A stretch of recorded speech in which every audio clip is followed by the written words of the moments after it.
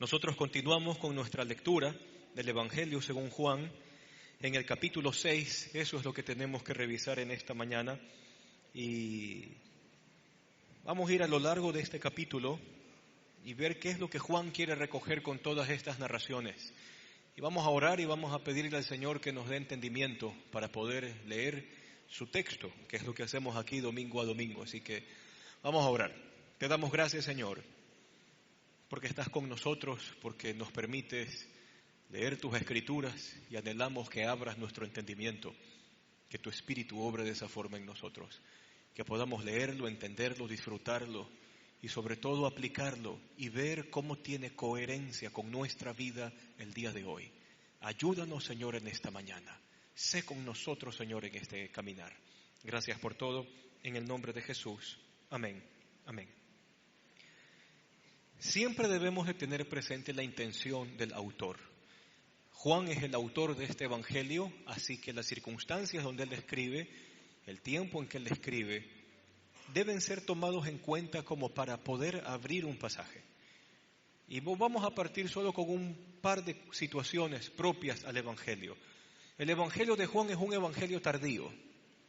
De los evangelios es quizás el último que se escribe, en sí es el último que se escribe.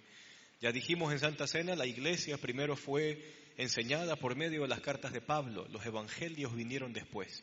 ¿Cuánto más el de Juan? Podemos fechar Juan entre la década del 70 y del 80. De ahí usted y yo podemos entender por qué es tardío. Pero hay algo interesante. Si se escriben en estas décadas, entre la década del 70 y la década del 80, en este periodo de tiempo la persecución contra la iglesia se hizo cada vez más cruda y se hizo cada vez más terrible. Y por lo tanto, Juan tiene que escribir su evangelio para fortalecer el corazón de aquellos que están sufriendo.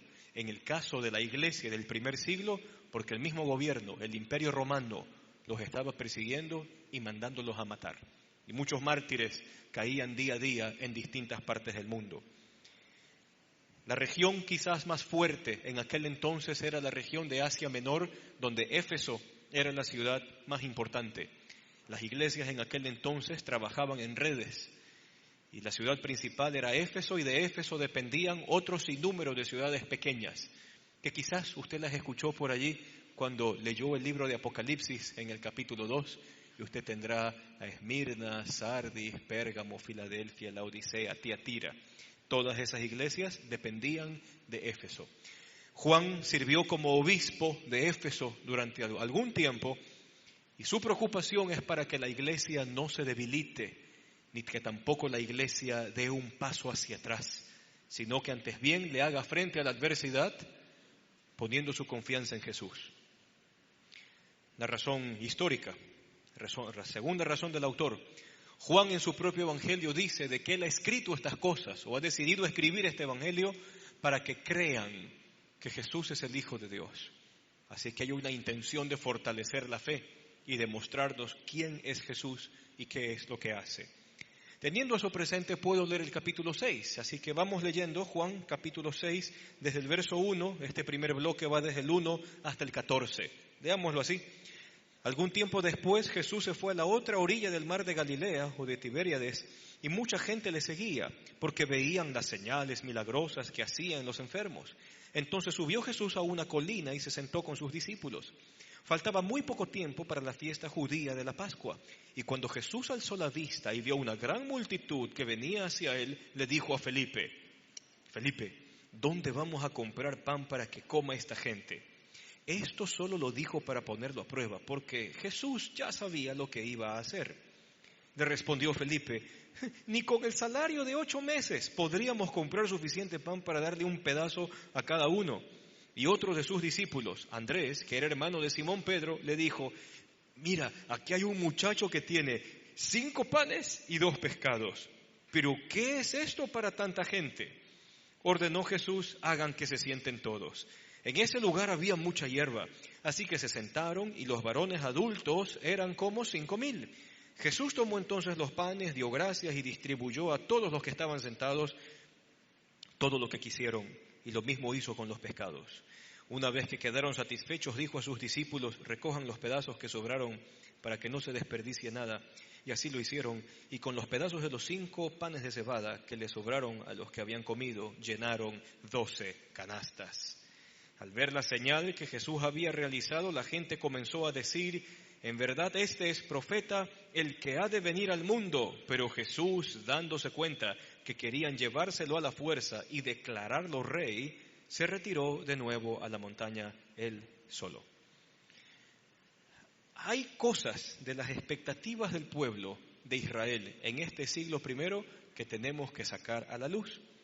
Israel esperaba un Mesías, claro, esperaba un Salvador, esperaba un rey, es lo que dice al final de este bloque. Querían hacerlo rey a la fuerza. Pero ¿qué clase de Mesías y qué clase de rey Israel esperaba?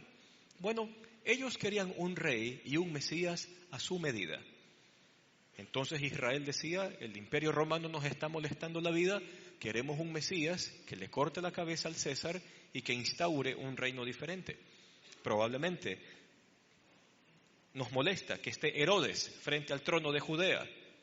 Así que queremos un Mesías que destrone a Herodes y a toda su dinastía y que se instaure como rey. Querían un rey a su manera.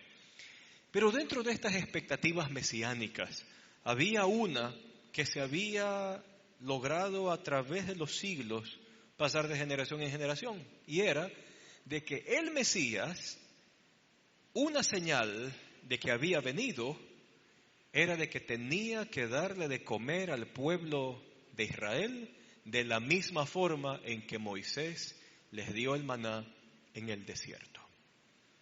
Entonces este milagro de los 5 panes y de los 2 peces tiene mucho contenido de esas expectativas, porque, oh sorpresa, Juan nos pone en relieve algunas cosas que tienen que ver con nosotros también. Primero, ¿todo el salario de un año alcanzaba para dar de comer a toda esta gente? No. ¿Cuántos eran? 5,000 hombres. Pero usted sabe que a Jesús no lo seguían solo hombres, así que hay que casarlos a estos 5,000. Si nosotros casamos a estos 5,000, ¿cuántos tenemos? Y ellos tienen hijos, porque el Evangelio deja ver que cada vez que Jesús enseñaba en las montañas, la gente acercaba a sus hijos para que los toque y para que los bendiga. Entonces a esta pareja póngales un hijo. ¿Cuántos van? Pero usted sabe que los judíos no eran de quedarse con un solo hijo, así que pongámosle 2. ¿Y a cuántos van hasta allí? Ok. Entonces usted tiene una multitud de cerca de 20,000 personas, si no es más, que está allí. Y de repente Juan dice 2 cosas. No hay nada que los discípulos podrían hacer para satisfacer su necesidad. Y segundo, no existe dinero en el mundo en ese momento capaz de satisfacer la necesidad de ellos. Y este milagro, al no solamente hablar de que Jesús es el Mesías, pero hay un concepto interesante de la gracia detrás de sí. ¿Y cuál es? Aquello que satisface su vida y que le da de comer a su alma y a su corazón, nunca usted lo va a lograr con dinero. Es simple. Nunca se va a lograr con dinero. Y probablemente usted mañana triplique o cuadriplique su salario. Y le aseguro que no le va a alcanzar. Nunca le va a alcanzar. No hay dinero que satisfaga lo que usted necesita. Y segunda cosa que puntualiza este relato, no hay cosa alguna que usted pueda hacer para satisfacer la necesidad de su propia vida. Y entonces Jesús agarra este no haber dinero y no haber cosa que se pueda hacer, y con eso ínfimo que presenta un muchachito, 5 panes y 2 peces, sucede algo interesante. Da de comer a más de 20,000 personas, es un hecho milagroso que apunta a ese alimentar de Dios a su pueblo, y el resultado final son 12 canastas llenas de comida. 12 porque para Juan, cuando escribe esto y Jesús hace ese milagro, cuando Jesús hace milagro era una forma de decir: Dios le da de comer a la totalidad de su pueblo. Dios tiene provisión para todo su pueblo. Pero cuando Juan escribe esto en la década del 70 y del 80, como habíamos dicho, la iglesia ya no son solamente judíos cristianos, son judíos y un grupo más al cual pertenecemos nosotros. ¿Quiénes? Los gentiles. Entonces, judíos y gentiles que creen en Jesús ahora son un solo pueblo, y ese un solo pueblo es sustentado por Dios. Solo Dios le da el sustento que el pueblo necesita. Pero acontece algo interesante con la multitud, y ahí es donde usted y yo nos parecemos a ellos. ¿Y cuál es? De que usted y yo queremos a Dios que se porte como yo asumo que Él se tiene que comportar. O Dios tiene que hacer lo que yo creo que Él tiene que hacer. Y si no funciona, entonces me decepciono de Dios, me frustro de Dios o me alejo de Dios. La gente aquí pretende hacerlo rey y hay que entender un poco eso. Han estado golpeados por un imperio desde el año 64 antes de Cristo, que ha sido el imperio romano, y ha sido un imperio muy duro de soportar, muy terrible. Y probablemente de esa gente, este es el rey, este es el profeta, este es el que nos va a liderar. Y en la mente de algunos se tiene que haber cruzado, a ver, tenemos cerca de 20,000 personas aquí. Con 20,000 personas nos vamos a Jerusalén y deponemos a Herodes. Nos tomamos el palacio de Herodes. Y después de tomarnos el palacio de Herodes, nos vamos corriendo hacia el pretorio donde está Poncio. Y deponemos a Poncio. Y si hay que matarlo, lo matamos.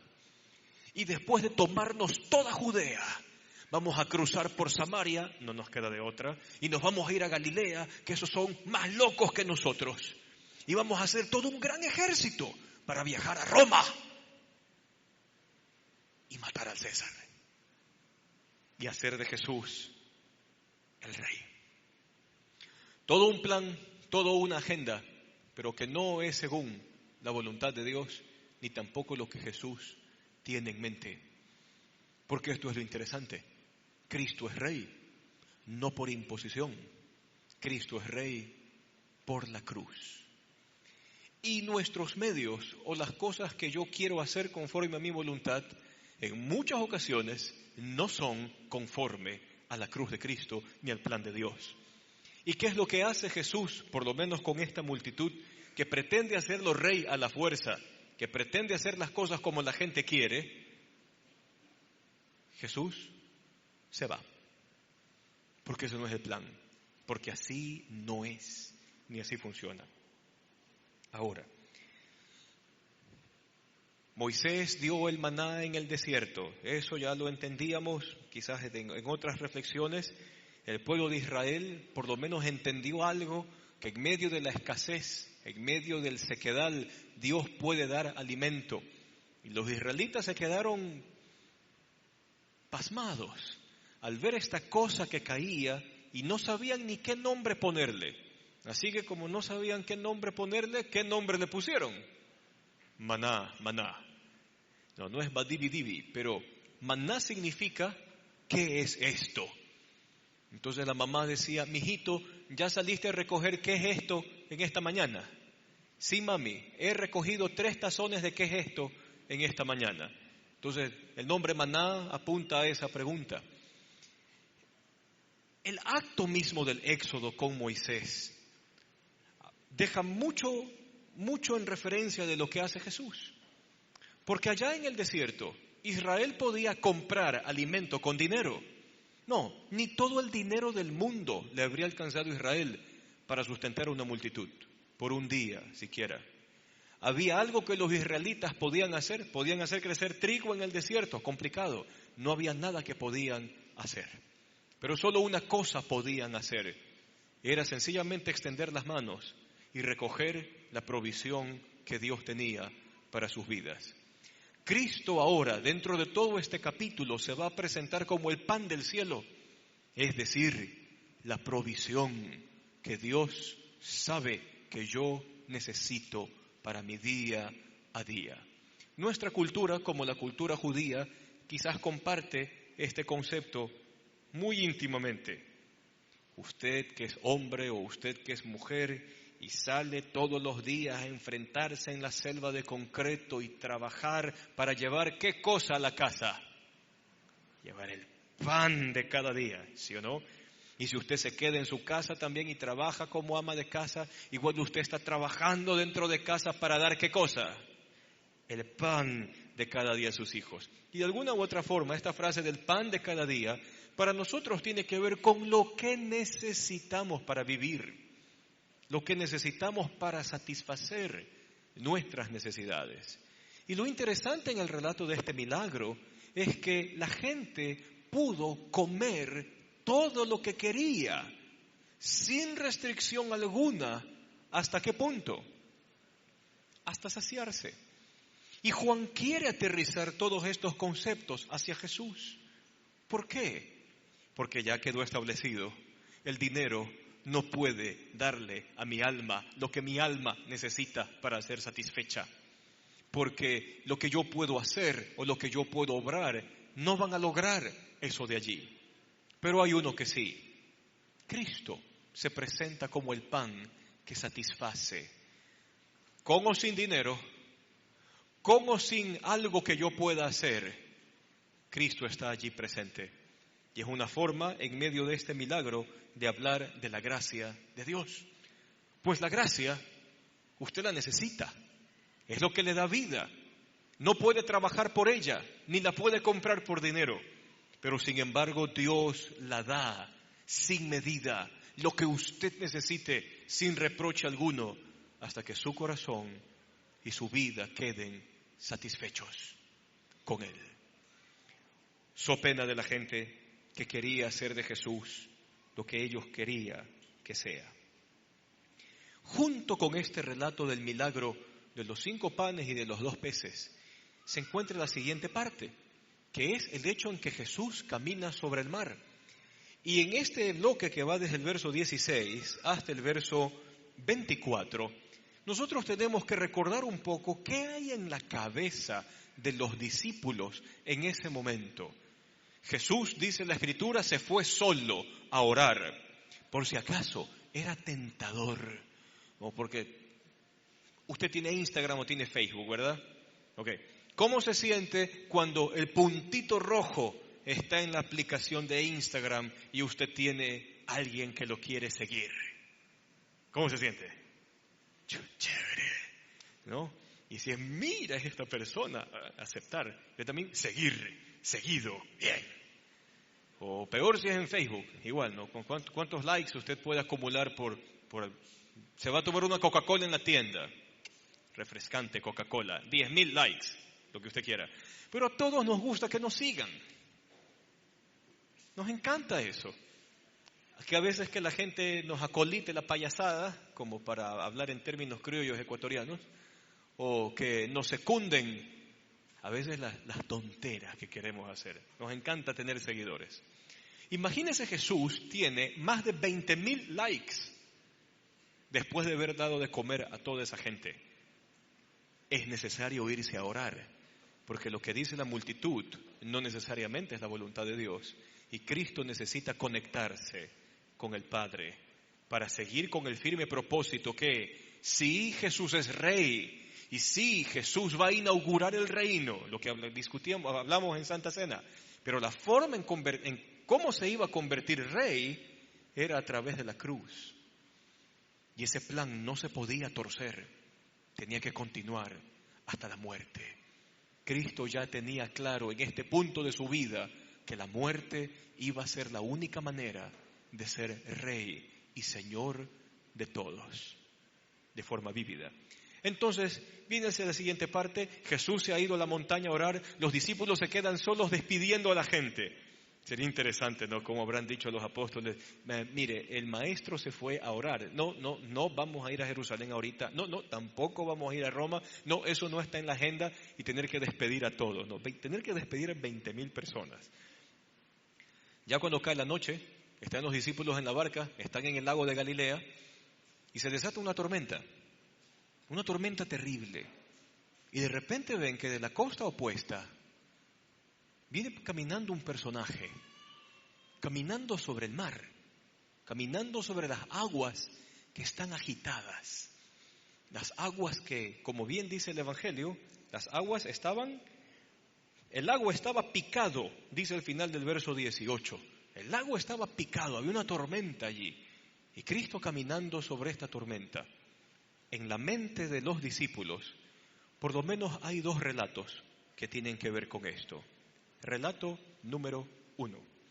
Moisés escribe el libro del Génesis. Y en el libro del Génesis se anota un orden muy interesante de la creación y que en la época en que Moisés escribió eso, ¿qué fecha le ponemos a Moisés? 1500 años antes de Cristo. Sí que es antiguo eso, ok.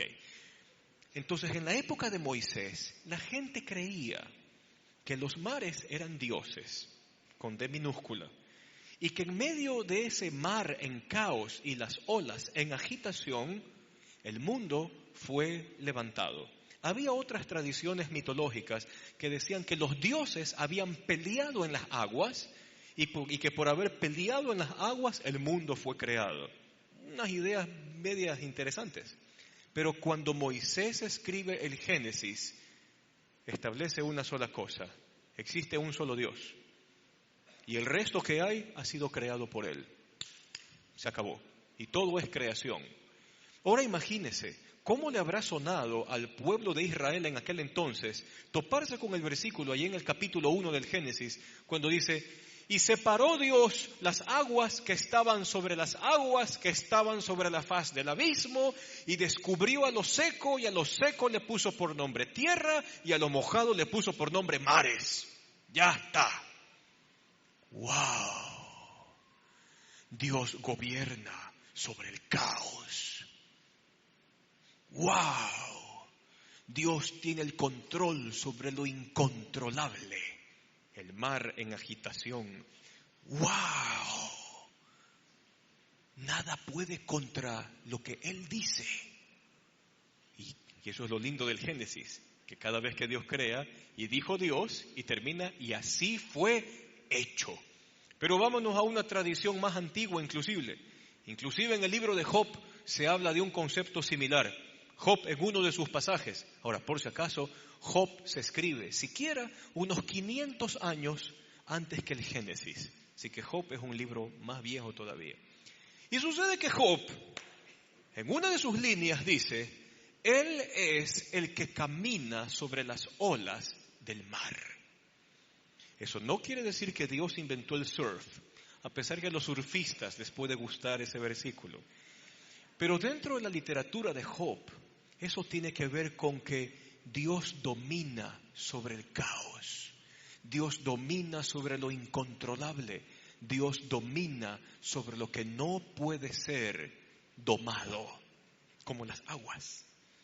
Entonces, al ver el corazón de los discípulos, volvemos otra vez a Juan, ya vamos viendo dos elementos interesantes. Primero, Dios mismo ha provisto lo que la gente necesitaba hasta satisfacerlos.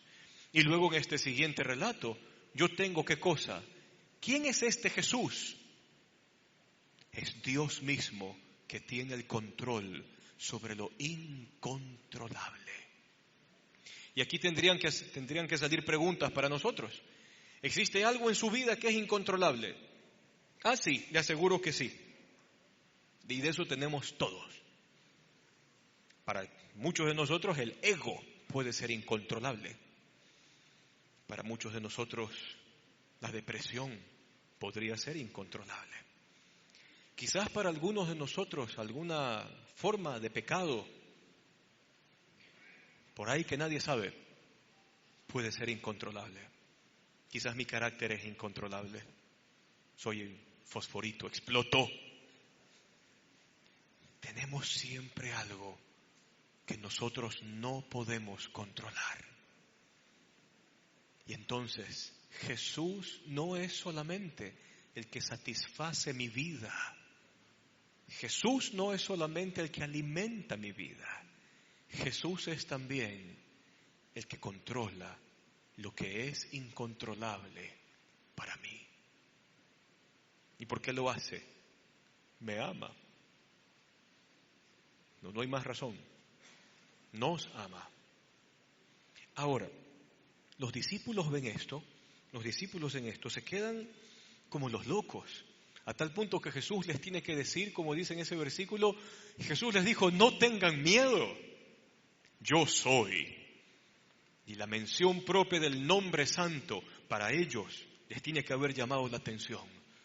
Entonces, no solamente un Mesías como se esperaba, es Dios mismo actuando esta libertad y este control que solo Él puede tener.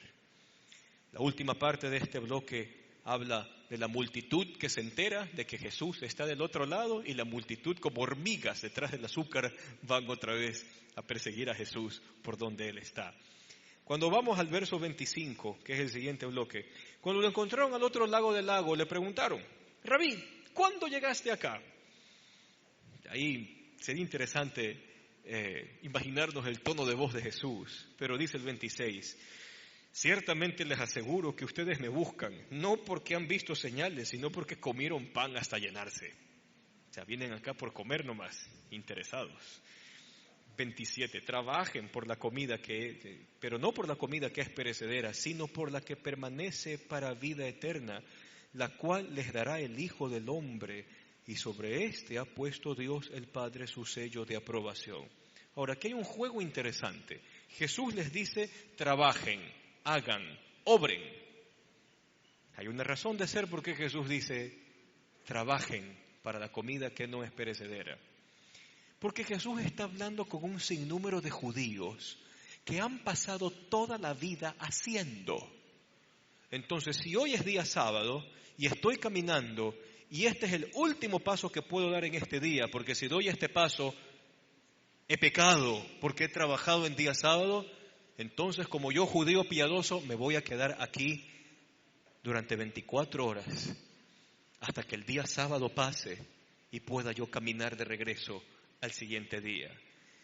Han pasado toda su vida haciendo cosas. Y Jesús les dice, trabajen. Y ellos se quedan, tenemos más cosas que hacer. Bien.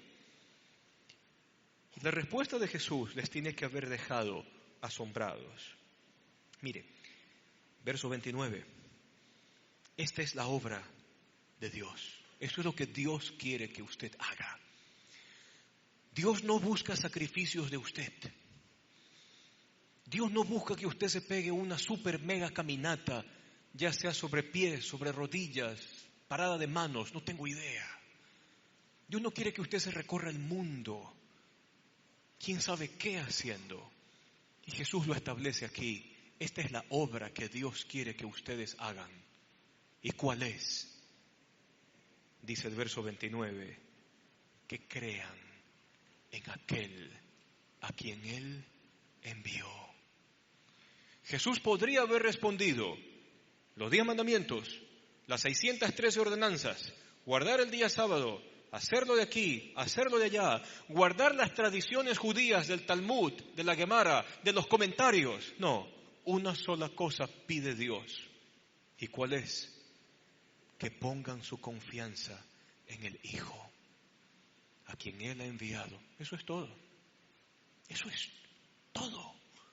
Porque no hay nada que usted pueda comprar, ni nada que usted pueda hacer para que la satisfacción que viene de Dios, porque Él es el pan que sustenta, venga a su vida. Porque no hay nada que usted pueda hacer o dar, ni obra alguna que pueda ejecutar para controlar lo incontrolable. Solo poner la confianza en Él. Eso es todo. Tan simple, tan sencillo. Se tienen que haber quedado sorprendidos de la respuesta. Pero el verso 30 deja ver que de verdad tienen tapados los sesos. Nosotros también sufrimos de eso a veces. Dice el 30, ¿qué señal harás para que la veamos y te creamos? ¿Qué puedes hacer? A ver, espérese un ratito. Está hablando qué gente, qué acabaron de ver. Acabaron de ver que de 5 panes y 2 peces comieron más de 20,000 personas. Acaban de escuchar la enseñanza de Jesús en medio de una ladera, subiendo hacia una montaña. Han contemplado un milagro, una señal de que es el Mesías. Por eso lo perseguían para hacerle rey. Y sin embargo, continúan con la misma cantaleta. Queremos una señal de lo que tú puedes hacer, entonces te creemos. Se parecen a nosotros. Porque somos igualitos a ellos en ocasiones. Y entonces, Dios obra en nuestras vidas, acontecen cosas inimaginables, lo inarreglable se arregla. Dios interviene en nuestra historia. Y al final, después de todo, decimos, ay Señor, dame una señal de que estás conmigo. No entiendo. Nos quedamos marcando ocupado. No entiendo. Lo mismo que ellos. Y Jesús repite ese principio. Este es lo único que el Padre quiere que ustedes hagan. ¿Qué cosa es, Señor? ¿Qué cosa es? Confíen en mí. Pero eso llama la atención porque no nos gusta entregar el control.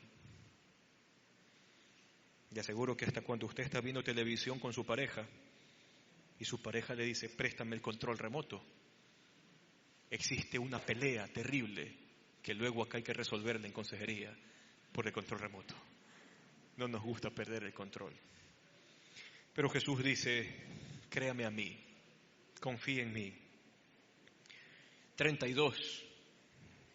Ciertamente les aseguro, entiendan, no fue Moisés, fue mi Padre. Es la intención del pasaje. No fue Moisés el que les dio a ustedes el pan del cielo. El que da el verdadero pan del cielo es mi Padre. ¿Y cuál pan? El pan de Dios es el que baja del cielo y da vida al mundo. Y entonces los dedos comienzan a apuntar hacia Cristo. Yo soy el pan. Yo soy lo que ustedes no pueden comprar ni pueden hacer nada, pero que satisface sus vidas. Yo soy el que controla lo incontrolable. Yo soy la provisión de Dios para ti. Y lo único que pido es que confíes y creas en mí. Simple. Yo soy el pan de vida que ha bajado del cielo y da vida al mundo. Señor, danos siempre de ese pan. Y los otros pensaban que iban a bajar, yo qué sé, mixto, panamito, enrollado, alguna cosa del cielo. Nada que ver, estaban en otra. Yo soy el pan de vida. Ya, ahora sí, más directo no puede ser. Yo soy el pan de vida. El que a mí viene nunca pasará hambre. Y el que en mí cree nunca más volverá a tener sed. Pero como ya les dije, a pesar de que ustedes me han visto, entre paréntesis podemos poner, han visto mis milagros, no creen. Todos los que el Padre me da vendrán a mí, y el que a mí viene no lo rechazo, no le echo fuera. Porque he bajado del cielo no para hacer mi voluntad, sino la del que me envió. Y esta es la voluntad del que me envió, que yo no pierda nada de lo que Él me ha dado, sino que lo resucite en el día final. Porque la voluntad de mi Padre es que todo el que reconozca al Hijo y tenga en Él, tenga vida eterna, y yo lo resucitaré en el día final. Y nos ponemos a pensar en una palabra que se ha repetido en esta última intervención de Jesús. Vivir. ¿No le han agarrado a usted esos momentos de profundidad? Donde nos preguntamos, ¿qué es vivir? ¿Para qué vivir? ¿Por qué vivir? Y podemos trabajar en cualquier accidente de esta palabrita. Vivir como verbo. ¿Qué tal si la trabajo como adjetivo? ¿Será que estoy vivo? Vivo de verdad. ¿Qué tal si lo trabajo como sustantivo? Vida. ¿Qué es tener vida? ¿Qué es la vida? Y sucede que la respuesta no se centra en un concepto, sino en una persona. Yo soy la vida. Y entonces Jesús nos ofrece y nos extiende la mano a que confiemos en Él y creamos en Él. Y Él resuelve ese problema. Él responde, ¿qué es vivir? Y no solamente que lo responde, sino que también Él dice, la vida eterna, la vida de Dios en nosotros. ¿Qué clase de vida es la que Él nos da? La vida de Dios. Y eso es lo que se aprende en comunidades como la iglesia. ¿Cómo se vive o cómo es esta vida de Dios? Valga como publicidad. En el mes de la familia, usted va a ver cómo la vida de Dios se hace vida en su familia. Si usted cree en Jesús y sigue lo que Él dice, y sigue lo que Él dice. Creer y seguir van de la mano. No solo creo en Él, sino que sigo, hago caso de lo que Él dice que son las cosas. Y créanme que allí se halla la vida. Pero continuamos. Vamos al último bloque, desde el 41 hasta el 70. Es un poco largo.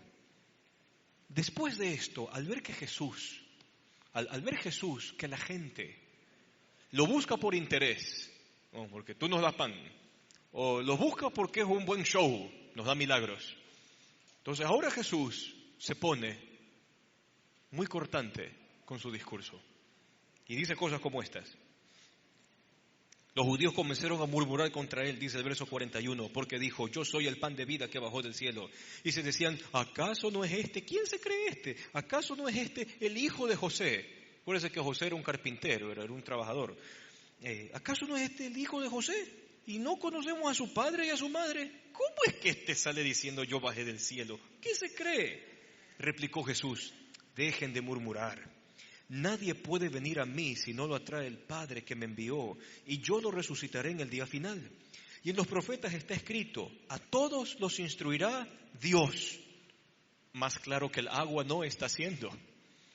Es clarísimo. Los dedos apuntan hacia Él como Dios mismo instruyendo a la gente. Ahora, llama la atención algo aquí. ¿Qué es lo que el Padre le ha dado al Hijo? El Padre le ha entregado al Hijo todo.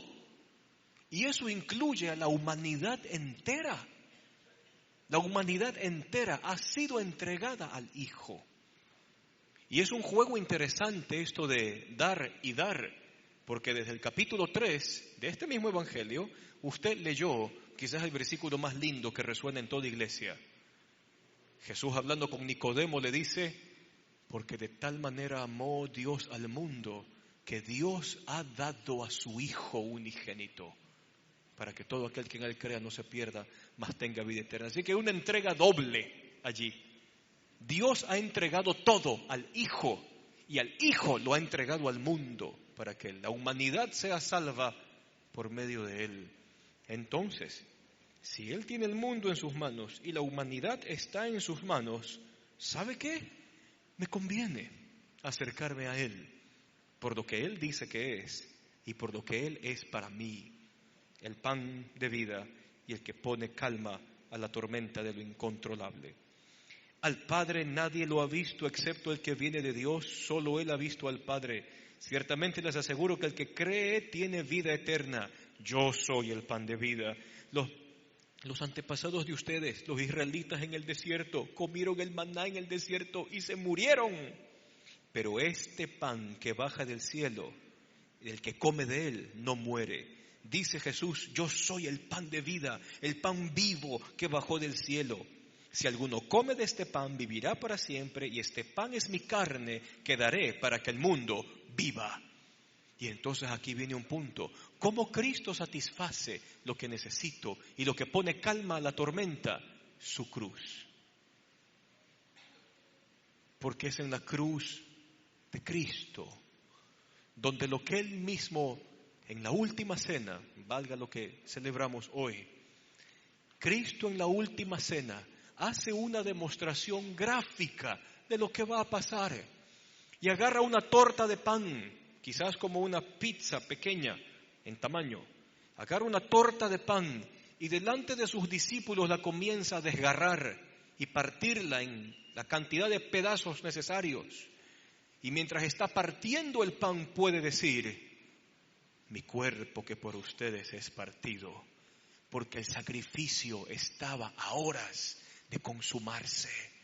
Y por eso puede tomar la copa y poder decir, el nuevo pacto en mi sangre. ¿Por qué? Porque toda la cruz de Jesús fue un constante derramamiento de sangre. Porque según el Antiguo Testamento, en la sangre estaba la vida. Y el sacrificio en la cruz era una forma de decir que Dios mismo está entregando su vida para mí, por mí, por amor a mí. ¡Qué loco! Para darme lo que yo necesito y que nadie puede satisfacer y la plata jamás va a satisfacer. Vida.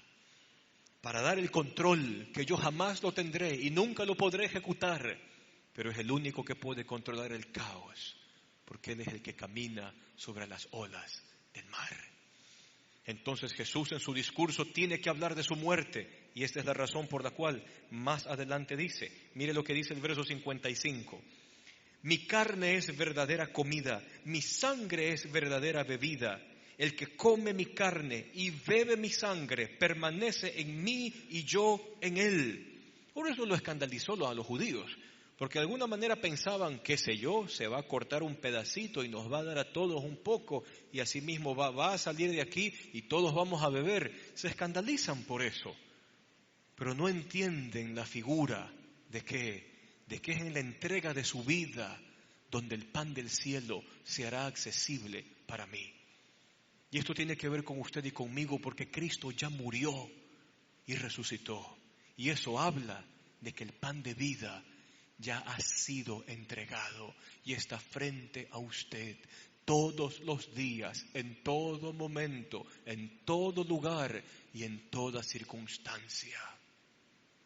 Allí está el pan de vida, el mismo Cristo, para ser comido, si quiere verlo así por nosotros. Pero ¿cómo se hace este comer? Simple, y Él mismo lo dijo, confíen en mí. Cuando usted pone su confianza en Él, es tal cual usted estuviese ingiriendo la comida y la bebida que viene del Hijo del Hombre.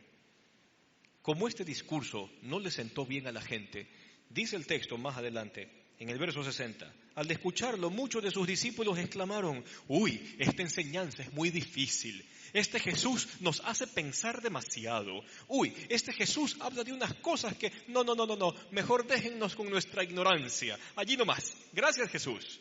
Y se comenzaron a alejar de Él. ¿Quién puede aceptarla? Jesús, muy consciente de que sus discípulos murmuraban por lo que había dicho, les reprochó, ¿esto les molesta? ¿Esto les causa tropiezo? ¿Qué tal si vieran en este momento al Hijo del Hombre subir a donde antes estaba? El Espíritu da vida y la carne no da para nada, pero las palabras que yo les he hablado son espíritu y son vida, aunque hay algunos de ustedes que no creen. Dice más adelante, verso 66, desde aquel entonces muchos de sus discípulos le volvieron la espalda y ya no andaban con él. Así que Jesús les preguntó a los 12, ¿ustedes también quieren irse?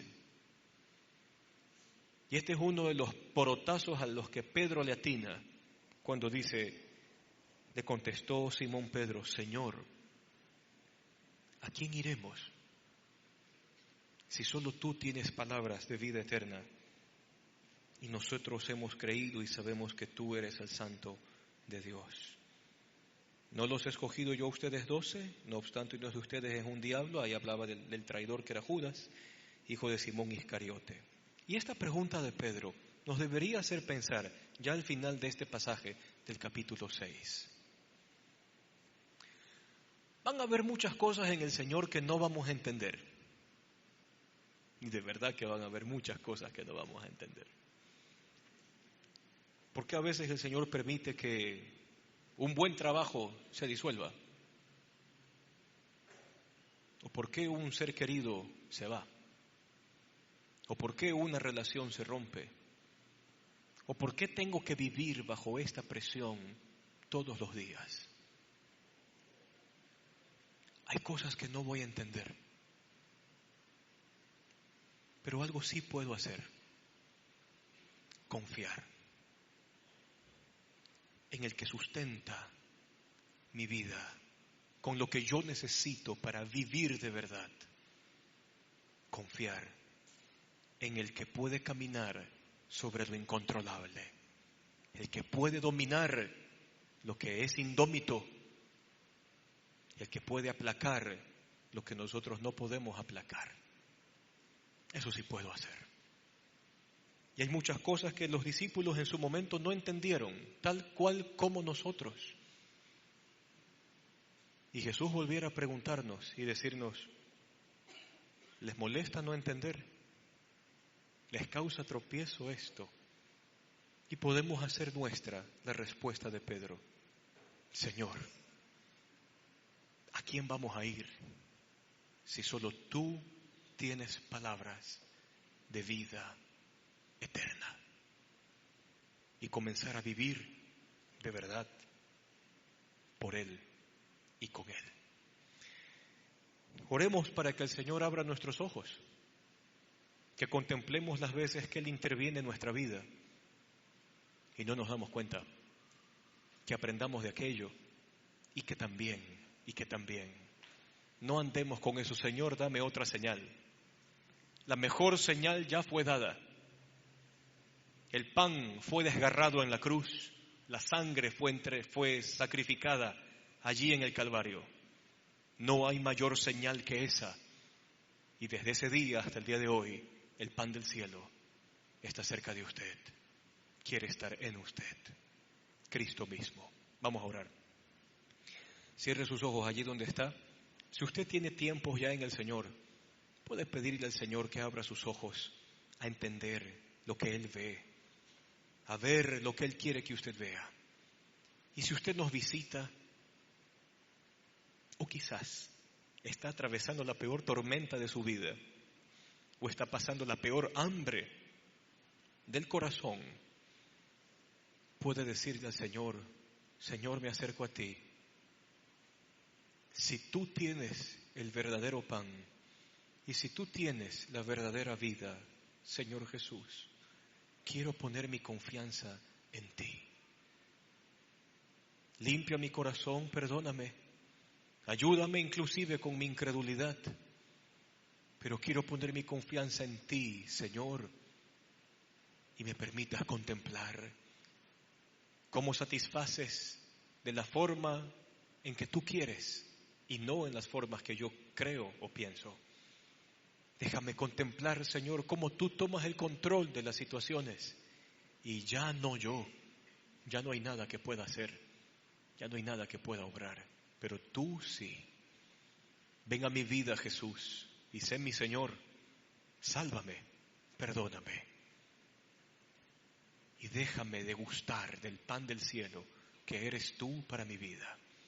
Y como iglesia te pedimos, Señor, que nos ayudes en esto, día a día, que seas con nosotros, que no hallemos tropiezo ni en ti ni en tus enseñanzas, sino que dispongamos nuestro corazón siempre a escucharte, a hacerte caso y a poner nuestra confianza en ti y en nadie más, ni siquiera en nosotros mismos, sino solamente en ti.